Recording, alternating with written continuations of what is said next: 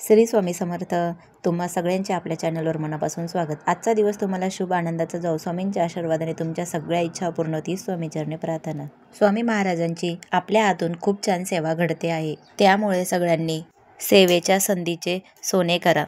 परमपूज्य गुरु माऊलींच्या आदेशाने आणि आशीर्वादाने श्रावण महिना ते श्री दत्त जयंती 25 डिसेंबर 2025 पर्यंत आपल्याला 12 लक्ष श्री स्वामी समर्थ लिखित जपाची अतिउच्च कोटींची स्वामी महाराजांची सेवा करायची सुवर्ण संधी सेवेकरी परिवारास लाभले आहे.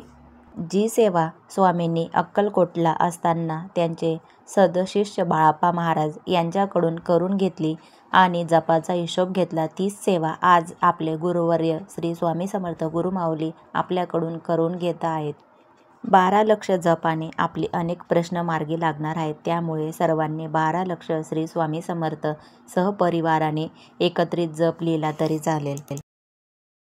आज आपण प्रत्येक स्वामी सेवेकरी स्वामी महाराजांकडे प्रश्न विचारतात. ते प्रश्न कोणाचे शिक्षणाचे, कोणाचे विवाहांचे प्रश्न, नोकरीचे प्रश्न, अपत्याचे प्रश्न, लक्ष्मी प्राप्तीचे प्रश्न, घरकुलाचे प्रश्न, शेती व्यापाराचे प्रश्न. आपल्याजवळ सगळं काही असूनही आपलं मन शांत नाही. मन शांतीचे प्रश्न या 12 लक्ष जपाने आपले सगळे प्रश्नांचे निवारण होणार आहे. म्हणून आपल्याला आता स्वामींना प्रश्न विचारायचे नाहीत, त्यांनी आपले प्रश्न सुटावेत, आपल्या आयुष्यातील मार्ग मोकळे व्हावे म्हणून आपल्याला 12 लक्ष जपाचा ध्यास घ्यायचा आहे. त्या ध्यासामध्ये आपले स्वामी बसले आहेत. म्हणून या 12 लक्ष जपामध्ये स्वामी आपल्याकडून काय काय काम सेवा करून घेतील हे स्वामींनाच माहिती आहे. म्हणून आपल्याला सकाळपासून ते दिवसभरात आपल्या रिकाम्या वेळेत 12 ते 12:30 वाजता पण आपण ही सेवा करू शकतो. ज्यांना लिहिता वाचता येत नाही त्यांनी तोडकं मोडकं का असेना जप लिहायचा आहे. आपल्या मनात स्वामींचा अखंड जप चालू असतो तेव्हाही आपले संकट दोष दूर होतात. अखंड नामस्मरणात पण एवढी ताकद आहे. तसं या 12 लक्ष जपाने तर आपले सगळे प्रश्न सुटतील. तुमच्या घरात जेवढे व्यक्ती आहेत किंवा लहान मुलं आहेत त्यांच्याकडून पण जप लिहून घेतला तरी पण चालेल. मुलांना पण अध्यात्माची ओढ लागेल. लहान वयापासूनच स्वामींची सेवा करायला त्यांनाही आवडेल. आपण मुलांना थोडं का असेना लिहायला त्यांना सवय करायची. त्यांचाही शाळेचा अभ्यास वगैरे असतो. अभ्यास वगैरे करून झाल्यावर थोड्या रिकाम्या वेळेत लिहायला सांगायचं. मुलांवर जास्त जोर पण नाही टाकायचा, जेवढं करतील तेवढं.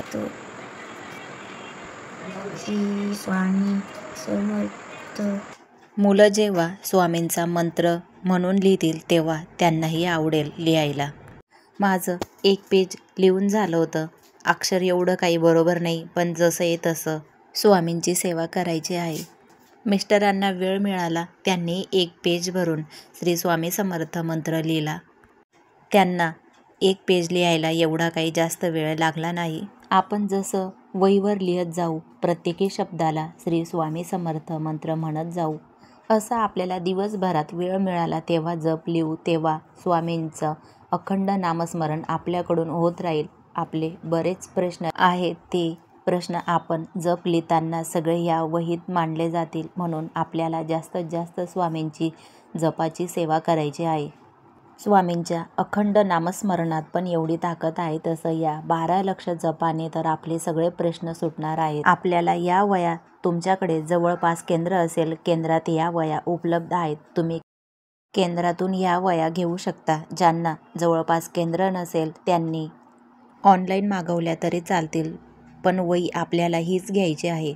या वहीवर 12 लक्ष जप लिहून पूर्ण झाल्यावर परत त्या वह्या केंद्रात जमा करायच्या आणि वहीवर आपलं नाव टाकायला विसरू नका. या सगळ्या वह्या गाणगापूरला 4ही दत्तपीठात स्वामींच्या मूर्तीखाली ठेवून त्यांची पूजा केली जाणार आहे आणि आपले प्रश्न स्वामींच्या चरणी सुटणार आहेत. म्हणून आपल्याला स्वामींची जास्तीत जास्त सेवा करायची आहे. व्हिडिओ आवडल्यास नक्की शेअर करा, जेणेकरून ज्यांचे दुःख संकट चालू आहेत त्यांच्यापर्यंत स्वामींची सेवा आपल्या हातून पोहोचेल आणि त्यांचेही प्रश्न सुटतील. श्री स्वामी समर्थ.